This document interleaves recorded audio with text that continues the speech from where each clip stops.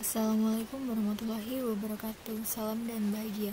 Perkenalkan, nama saya Devira Safitri Damayanti, NIM 2020 008127 dari Universitas Sarjana Wiyata Taman Siswa Yogyakarta. Pada kesempatan kali ini, saya akan menjelaskan tentang marketing miopia. Marketing miopia adalah istilah pemasaran yang diambil dari judul makalah yang ditulis oleh Theodore Levitt yang pertama kali diterbitkan pada tahun 1960 di Harvard Business Review dari sebuah jurnal yang beliau perbaiki. Miopia memiliki kata yang pendek, mencari pendekatan, terlihat dan lebih mendalam terhadap konsep pemasaran semata yang berfokus pada kebutuhan perusahaan dalam jangka pendek, tapi melupakan prediksi perubahan market share di masa yang akan datang. Marketing miopia merupakan strategi iklan yang tidak berfokus pada kebutuhan dan keinginan konsumen semata, tapi yang disesuaikan dengan keinginan penjual barang atau jasa tertentu di pasar ekonomi. Berdasarkan teori ekonomi klasik, berpendapat bahwa konsumen akan memberitahukan kepada perusahaan jenis barang dan jasa apa yang diinginkan melalui perilaku ekonomi yang ditunjukkan oleh konsumen individu. Marketing miopia dapat mendistorsi melihat perusahaan ketika manajer lebih fokus pada apa yang perusahaan dapat menghasilkan ketimbang apa yang konsumen bersedia untuk membeli. Marketing miopia juga mungkin terjadi saat bisnis terlalu fokus pada strategi periklanan berkembang untuk target pasar yang salah satu kelompok segmen demografis yang sangat luas. Konsumen di pasar ekonomi biasanya melihat strategi periklanan unik dengan membangun persepsi mereka di atas budaya, ras, usia, dan pendapat pribadi lainnya. Perusahaan yang gagal untuk memahami persepsi konsumen saat mengiklankan barang dan jasanya biasanya tidak memahami marketing miopia. Yang pertama ada faithful purpose, yakni bisnis akan lebih baik diposisikan untuk pertumbuhan jika mereka berkonsentrasi pada memenuhi kebutuhan pelanggan dan bukan pada tema produksi dan teknik untuk menjual produk mereka. Yang kedua, ada error analysis. Kesalahan adalah untuk mempertimbangkan produk atau jasa tertentu yang akan terkonsentrasi pada pertumbuhan bukan jumlah industri. Untuk mempertahankan dan melihat pertumbuhan pemasaran membutuhkan layanan pelanggan dan orientasi pasar. Yang selanjutnya ada shadow of obsolescence.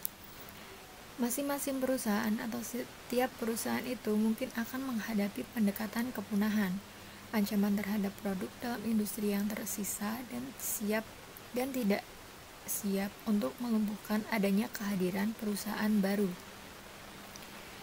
Yang selanjutnya adalah population myth. Mitos populasi adalah keyakinan bahwa kenaikan populasi akan meningkatkan permintaan dengan kekuatan sendiri. Hal ini bukan berarti kenaikan permintaan dari industri tertentu. Yang selanjutnya ada production pressure. Produksi massa diasumsikan sebagai cara mencapai produk dengan harga rendah dan alat pemasaran yang baik. Pada tahap utama dari produksi massa bekerja tidak terlalu memakan banyak waktu. Sekarang pelanggan tidak hanya memilih produk yang murah saja, tetapi kualitas dari produk itu sendiri. Itu sebabnya menjadi benar-benar pemasar perlu menciptakan kepuasan nilai dengan pelayanan atas produksi yang mereka tawarkan. Yang selanjutnya adalah Lake in Detroit. Mereka lebih fokus pada produk mereka dengan ekonomi pendekatan skala untuk harga yang efektif, karena mereka takut mengalami kerugian dalam bisnis dan hilangnya pasar. Yang selanjutnya ada what Ford put first. Ford sangat terkonsentrasi dengan orientasi produk. Mereka menghasilkan sejumlah besar kapasitas produk penuh dan dengan strategi ini mereka mampu membelikan mobil harga rendah di pasar. Yang selanjutnya ada produk provinsialis. Dari sebuah perusahaan tergantung dari perusahaan berfokus pada pasar atau pelanggan. Tapi perusahaan yang tidak begitu berorientasi pelanggan, mereka jauh lebih memperhatikan tentang pengembangan produk mereka dan mengabaikan pentingnya pelanggan. Yang selanjutnya ada creative destruction. Creative destruction adalah proses menciptakan nilai baru untuk pelanggan dengan inovasi baru atau pelayanan dari yang sudah ada, apa yang tidak benar-benar menyukai oleh pelanggan. Yang selanjutnya ada danger of R&D. Perusahaan tidak fokus pada kebutuhan pelanggan, tetapi mereka terus mencoba untuk melakukan R&D. Membayar terlalu banyak perhatian untuk R&D tanpa pertimbangan faktor-faktor lain merupakan penyebab bahaya terhadap produk. Yang selanjutnya ada step-child treatment. Situs ini yang terjadi di beberapa industri tertentu.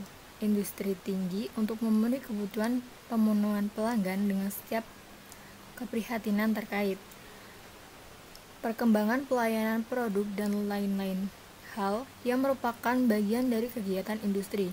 Untuk mewujudkan pasar dan lingkungannya, pertama yang menyadari apa kebutuhan pelanggan dan bagaimana kebutuhan dari memuaskan pelanggan dengan produk dan layanan terbaik. Terima kasih, sekian yang dapat saya sampaikan. Ada kurang lebihnya saya mohon maaf. Salam dan bahagia. Wassalamualaikum warahmatullahi wabarakatuh.